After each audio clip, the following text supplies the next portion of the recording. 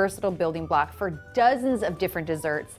Making your own caramel is a really simple process, but there are a few pitfalls to watch out for. One is the caramelization of the sugar, which can cause the mixture to solidify, and the second is either undercooking or overcooking your caramel. In this video, I'll show you how to make a basic caramel that's perfectly cooked, as well as how to transform it into a delicious and easy caramel sauce.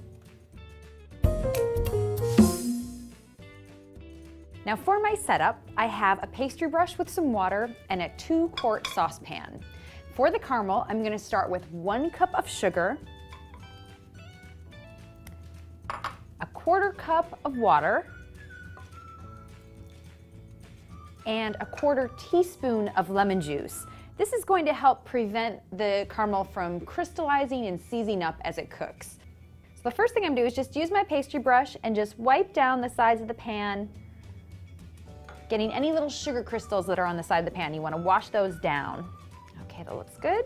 Now I'm gonna place this over medium-high heat and bring it up to a boil. Now you don't wanna stir your caramel as it cooks. That can cause crystallization. So you just wanna occasionally swirl the pan just like this.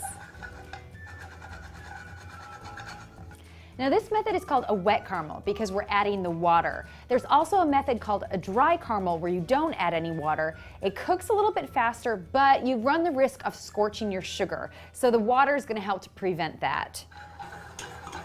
So basically we're just letting that water cook off and then the sugar is gonna start to caramelize. Okay, so now that my mixture's come to a boil, I'm gonna let it continue cooking until it starts to get a little color. And I'll go back in there with my wet pastry brush and just continue to wash down the sides every now and then. And again, you don't want to stir, but you can give the pan a little swirl. Okay, so it's just starting to change color a little bit around the edges and in a few spots. So at this point, you just want to give the pan a little swirl to start to even out the color. And this is the time when you really want to watch your caramel, because if you step away, it can go from undercooked to burnt really quickly. So just keep an eye on it and keep swirling the pan. Now you can test your caramel by putting a little drop on a white plate. So I'll show you what it looks like at this point. So this, as you can see, is really light. This is going to have very little of that bittersweet caramel flavor that we're looking for.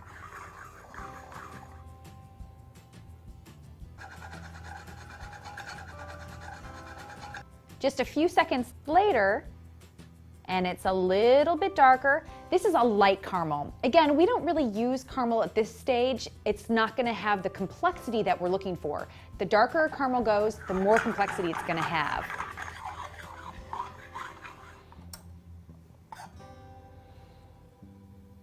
Now we have a medium amber.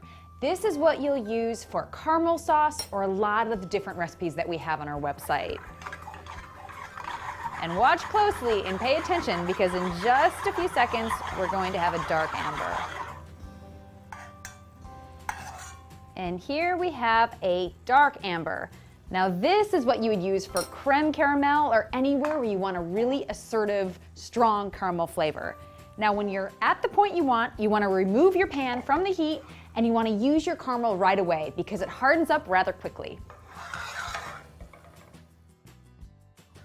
One of the easiest things to do with your batch of caramel is to make a caramel sauce. So I've got a new batch that I've started and it's at the medium amber stage. So at this point, I'm gonna pull it off the heat and add 3/4 cup of heavy cream. Now you wanna stand back because it will splatter a little bit and caramel is very hot. Now I'm gonna put it back on the heat and you can stir it at this point with a wooden spoon and you'll notice that some of it starts to seize up, but as it melts, it'll get nice and smooth.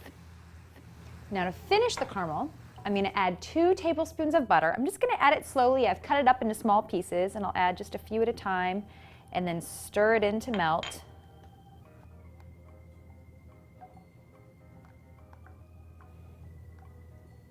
Beautiful. Once the butter's all melted, the last thing to add is a teaspoon of vanilla extract.